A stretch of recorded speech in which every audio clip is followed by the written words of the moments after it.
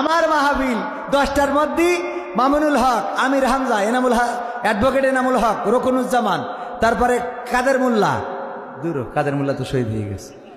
মানে এরকম যা ছিল সব নিয়ে আইছি, আবার 10টার মধ্যেও আসছে।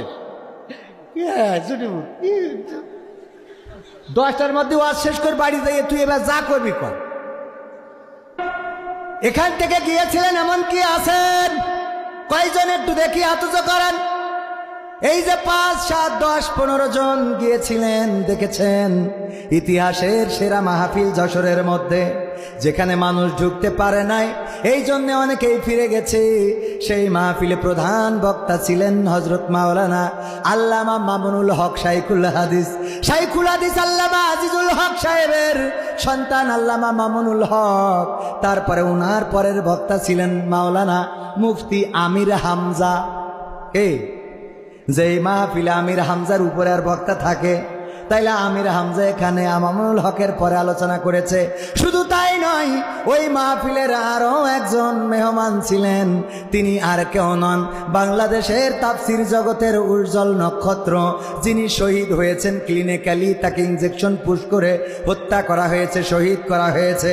কোরআনের পাখি আল্লামা দেলোয়ার হুসাইন সাইদির মেজ সন্তান জনাব আলহাজ শামীম সাইদি সাহেব আমার ওই মাহফিলে ছিলেন, এবং অ্যাডভোকেট গাজী এনামুল হক ছিলেন, আব্দুল সালাম যুক্তিবাদী ছিলেন, ছিলেন মনোয়ারা হোসেন মুমিন ছিলেন, সাইফুল্লাহ বিন কুরবান ছিলেন, এনামুল হাসান বিন নূর ছিলেন, আমার আরো জামাতের জেলা আমির, যে থানা আমির, তারপরে নমিনি। এইভাবে বাংলাদেশের এবং যশোরের যত আলেম ওলামা আছে সব গতকালকের মাহফিলে হাজির করেছিলাম। শুধু তাই নয়, ওই মাহফিলে ডিএসবি থেকে পাঠাইছে স্টেজটা সার্চ করার জন্য, যেন বক্তাদের কোনো অসুবিধা না হয়, কেউ যেন নিচেই ককটেল কুকাটেল, কেউ যেন ককটেল বোমা বন্দুক পিস্তল না রাখতে পারে, তার জন্য ডিএসবি পাঠাইছে। মেশিনের টাইনে কিট কিট কিট কিট খেলে, মানে খেলে না, চেক করে আর কি। আচ্ছা টিপ দিলি না, কিট কিট করে, kit kit kit kit kit kit. এই চেক করার পরে তারপরে বললো অসুবিধা নাই। তারপরে প্রশাসন থেকে ট্রাফিক পাঠানো হয়েছে, ট্রাফিকরা যেন রাস্তা ক্লিয়ার করে, আর পুলিশের ফোর্স দেওয়া হয়েছে 50 জনের, যে এই মাহফিলের নিরাপত্তায় বক্তাদের আনা এবং নেয়াই যেন পুলিশেরা কাজ করে।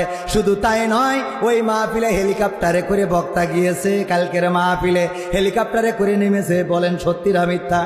সত্যি তো। হেলিকপ্টারে করে বক্তা এসেছেন, আর পুলিশেরা নিজেরা রিসিভ করে নিজেদের গাড়িতে বাজায় বাজায় স্টেজে তুলেছে, আবার স্টেজে নামায় হেলিকপ্টারে পৌঁছে দিয়েছে। এইটা সম্ভব হয়েছে এই সময়। কারণটা কি? এক সময় তো আমাদের হুজুর স্টেজে উঠলি পুলিশ এসে বলতো, হুজুর নামেন, আপনার একটু থানায় মিষ্টি খাই যাইতে হবে, ঠিক না বে ঠিক? আর এখন বলে হুজুর আসে, খেলা হবে, ঠিক না বে ঠিক? সময় পরিবর্তন হয়েছে না হয় নাই?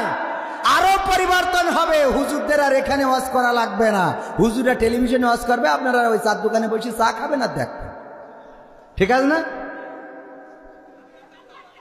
খুশি কি? মহিলারা বলছে ওরা কি চার দোকানে ওয়াজ শুনতে যায়? ওরাও কিন্তু এখন ওদের অভিযোগ আছে যে হুজুর আমাদের কথা তো ভালোই বললেন, তা ওদের কথা কি ডাকবে? ওরা যে আমার বাইরে বিলকিসের সাথে কথা কয়তা আছে না নাই?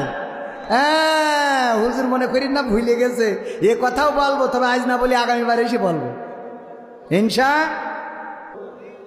যারা ক্ষমতা পাওয়ার পরে ক্ষমতার অপব্যবহার করে তাদের জন্য এই সঙ্গীতটা।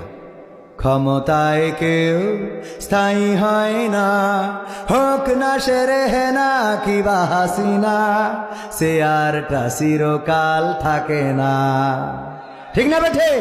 ক্ষমতায় কেউ স্থায়ী হয় না, ক্ষমতায় কেউ স্থায়ী হয় না, হোক না সেরেহেনা কিবা হাসিনা, সে আরটা চিরকাল থাকে না। ক্ষমতায় কেউ স্থায়ী হয় না, মুজিবুর বেশি দিন থাকেনি, জিয়াউর কেউ তো রাখেনি, ঠিক না বেটে? মুজিবুর বেশি দিন থাকেনি, জিয়াউর কেউ তো রাখেনি, এরশাদ চলে গেছে পৃথিবী ছেড়ে, এরশাদ চলে গেছে পৃথিবী ছেড়ে, কেউ আজ তার কথা কয় না। ঠিক না বেঠে? ক্ষমতায় কেউ স্থায়ী হয় না, হাসিনা ক্ষমতা ধরে রাখতে আয়না ঘর বানিয়েছিল, জনগণের রোশানলে দাদার দেশে পালিয়ে গেল।